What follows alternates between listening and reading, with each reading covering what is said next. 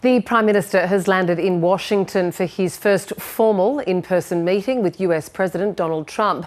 Anthony Albanese will be looking to discuss the AUKUS submarine pact, as well as Australia's reserves of critical minerals.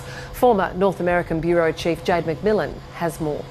Well, this is going to be a pretty quick visit for the Prime Minister, Catherine. He'll only be on the ground in Washington for a couple of days, but he's there for this meeting with Donald Trump. The two leaders did meet briefly on the sidelines of the United Nations General Assembly last month, Anthony Albanese marking that moment with a selfie, and they've had a number of phone calls as well. But this will be the first time that they're sitting down together formally, and it will be a big moment for the Prime Minister. Australia and the US are close allies, but there have been a number of points of difference in the relationship of late. The US has imposed tariffs on Australian exports. It's demanded that Australia boost its defence spending.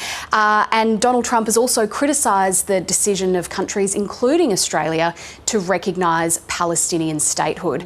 This trip also comes at a time when the Pentagon is still reviewing the AUKUS pact, that is the agreement between Australia, the US and the UK for Australia to obtain nuclear-powered submarines. So Mr Albanese, you'd expect, would be seeking some assurances from the President on the future of that agreement. But he's also heading to Washington with something up his sleeve. He'll be wanting to discuss Australia's supply of critical minerals. These are minerals that are used in everything from consumer electronics to military weapons. And this is timely because China has recently tightened its export controls on critical minerals. What exactly Australia might propose here, we don't yet have the detail of, but the Australian government sensing an opportunity with a president who is known for being very transactional. And this meeting obviously comes off the back of some pretty high-level meetings that President Trump has hosted in the Oval Office already.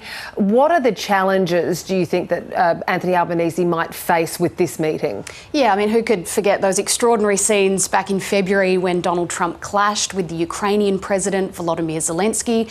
That was followed by what many described as an ambush of the South African President Cyril Ramaphosa. He had pushed back against Donald Trump's claims about the murder of white farmers in his country. The US President responded by telling his aides to dim the lights and to play a pre-prepared video montage on that topic, really putting his South African counterpart on the spot. And that is just one of the ways that Donald Trump really handles these sorts of meetings very differently to his predecessors. I was there a couple of years ago when Anthony Albanese met former President Joe Biden at the White House. That was a very formal and tightly controlled affair. The media allowed in for the first 7 minutes, I think, to get introductory remarks before we were kicked out and things took place behind closed doors. Donald Trump likes these to be a lot more freewheeling, and it means that foreign leaders have to be prepared to really take questions on any topic raised either by the President or by the reporters